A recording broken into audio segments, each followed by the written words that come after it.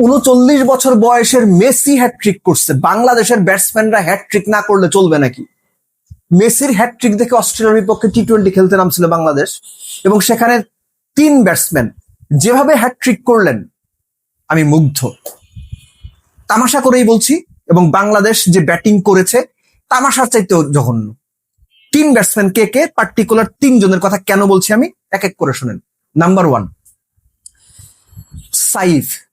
কাকে উইকেট দিয়েছেন? Mat রেনশকে।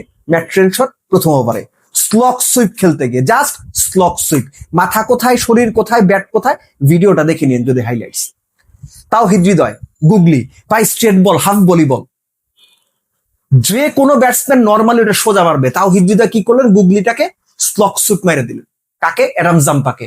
Adam jumper ওই ম্যাট রেনশোর মতো ফার্স্ট ওভার। দুটা হইলো, তাহলে তৃতীয়টা হ্যাটট্রিকটা বাদ রইল। হ্যাটট্রিককে পারভেজ হোসেন ইমন। কাকে মারছে? জোয়েল ডেভিসকে, লেফট আর্ম অর্থোডক্স বা বাঁহাতি স্পিনার, লেগ মিডলের বল স্লগ মারছে, slog sweep, deep mid wicket না ডিপ স্কোয়ার লেগে ধরা। এই যে 3 জনের কথা বললাম, 3 জনই স্লগ সুইপ খেলা আউট হয়েছে, 3 জনই স্পিনারের বল আউট হয়েছে, 3 জনই 3 স্পিনারকে তাদের প্রথম ওভারে উইকেট দিছে। মেসির হ্যাটট্রিক হয়েছে। এইরকম একটা হ্যাটট্রিক যদি বাংলাদেশের হৃদয়, পারভেজ ইমন কিংবা সাইফরা না করেন, ইজ্জত থাকে নাকি ভাই? ঠিক কতটা বাজে ব্যাট করলে 131 করা যায় ভাই বলেন তো আমারে?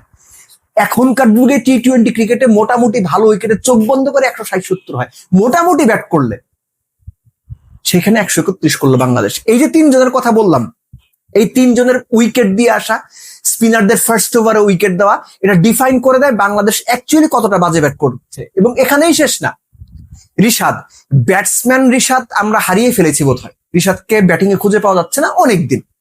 তিনিও ডেবিউটেন্ট। ও জোয়েল ডেভিস আবার এর মধ্যে ডেবিউটেন্ট, যাকে পারভেজ ইমন উইকেট দিয়েছেন।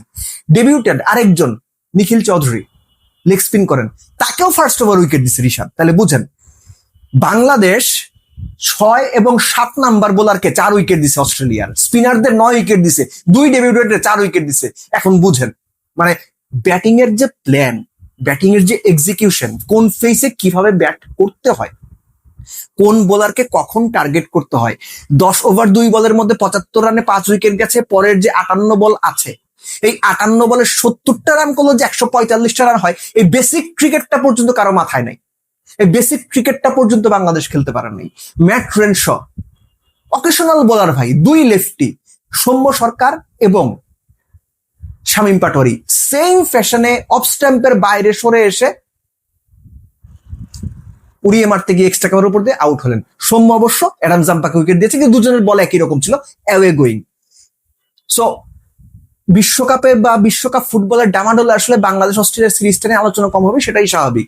খুব করে এক্সপেক্ট করছিলাম ওয়ানডেতে অত ভালো পারফরমেন্সের পরে বাংলাদেশ অস্ট্রেলিয়ার বিপক্ষে টি-20 সিরিজে হাই নোটে শুরু করবে। লিটন ইনজুর্ড, খেলতে পারেননি, তাতে কি হয়েছে? বাংলাদেশ টি-20 রিসিভ পাসটা ভালো করছে। সেই দলটা ব্যাটিং ওয়াইজ, ইউনিট ওয়াইজ এত বাজেভাবে মুখ তুবড়ে পড়বে, এটা আসলে পীড়াদায়ক।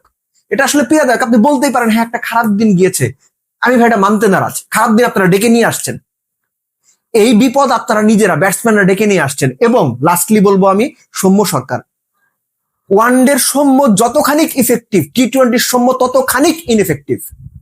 বাংলাদেশ টিম ম্যানেজমেন্ট কি কারণে সৌম্যকে টি-20 বারে বারে ডাকে ওয়ানডের ফর্ম দেখে, আমি এটা বুঝি নাই ভাই আজ পর্যন্ত। সৌম্যকে 10 বছর ধরে দেখতেছি, বাংলাদেশ টিম ম্যানেজমেন্টে যারা আছে বা নির্বাচক যারা আছে তাদেরকেও দেখতেছি, কি কারণে তারা সৌম্যকে টি-20 আনে। আবারও বলছি, ওয়ানডের ফর্ম দেখে, এটা আমি ঠিক নিশ্চিত না।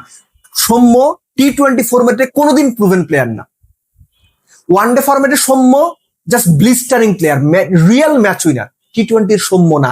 একইভাবে সাইফ ওয়ানডের যেমন প্লেয়ার না, সৌম্য টি-20 প্লেয়ার না। এটা আপনারা কবে বুঝবেন আমি ঠিক জানি না, কিন্তু সাধারণ দর্শকরা বোঝে।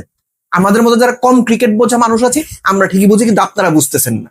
আর সৌম্যকে বেস্ট 11-এ অ্যাকোমোডেট করতে গিয়ে, পুশ করতে করতে আপনার পারভেজ হোসেন ইমনকে সাথে 5 নাম্বারে নিয়ে আসা, এটা আসলে কতটুকু আইডিয়াল সিদ্ধান্ত সেটাও আমি নিশ্চিত না। Anyways, Bangladesh strategically, tactically, batting wise এবং ব্যাটিং এক্সিকিউশন ওয়াইজ যা তা করেছে।